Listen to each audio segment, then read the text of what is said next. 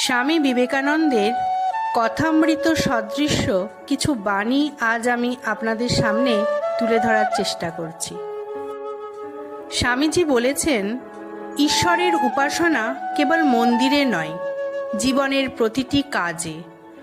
পরের ওপরে নির্ভর করো না, নিজেই নিজের পথ তৈরি করো। শক্তির অভাবেই মানুষ নিজেকে পরাজিত মনে করে। হৃদয় না থাকলে জ্ঞান মূল্যহীন। মানুষ ঈশ্বরেরই প্রকাশ, তাকে অবহেলা করো না। তিনি বলেছেন, একাগ্রতাই তোমার সফলতার ভিত্তি। পরের উন্নতিতে আনন্দ খুঁজে নাও। সংযম ও আত্মনিয়ন্ত্রণই তোমার আসল পরিচয়।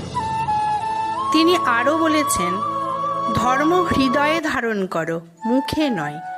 নিজের সত্তাকে জানার মাধ্যমেই ঈশ্বর লাভ। মানুষের মতো মানুষ হতে শেখো, দেবতা হতে হবে না। নিজের মনের শত্রুকেই আগে জয় করো। তুমি যতই উঁচুতে ওঠো, ততই বিনশ্র হও। তিনি বলেন, বড় কাজ করতে হলে আগে নিজেকে প্রস্তুত করো। কর্মই তোমার ভবিষ্যৎ নির্ধারণ করে। শিক্ষা হলো অন্তরের প্রকাশ। সাহসিকতাই জীবনের আসল ধর্ম। অন্যকে বদলাতে চাও, আগে নিজেকে বদলাও। অন্ধবিশ্বাস নয়, অনুভবই হলো আসল পথ।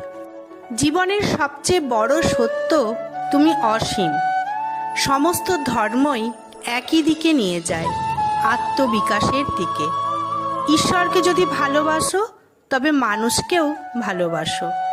একটি উত্তম চিন্তা শত প্রার্থনার চেয়েও শক্তিশালী। স্বামীজি বলেছেন, যতক্ষণ না তুমি বিশ্বাস করছো যে ঈশ্বর তোমার মধ্যেই আছেন, ততক্ষণ তুমি মুক্তি পাবে না। যে নিজের উপর আস্থা রাখে, সেই সত্যিকারের বীর। তুমি ঈশ্বরের সন্তান, তোমার মধ্যে অসীম শক্তি আছে। তিনি আরও বলেন, ভয়ই পতনের মূল, সাহসী মুক্তির দ্বার। যতদিন তুমি ভাববে তুমি পাপী, ততদিন তুমি এগোতে পারবে না। সত্য বলতে ভয় পেও না, সত্য চিরকাল জয়ী হয়। আমার ভিডিওগুলি আপনাদের কেমন লাগছে অবশ্যই একটি কমেন্ট করে জানাবেন। ধন্যবাদ।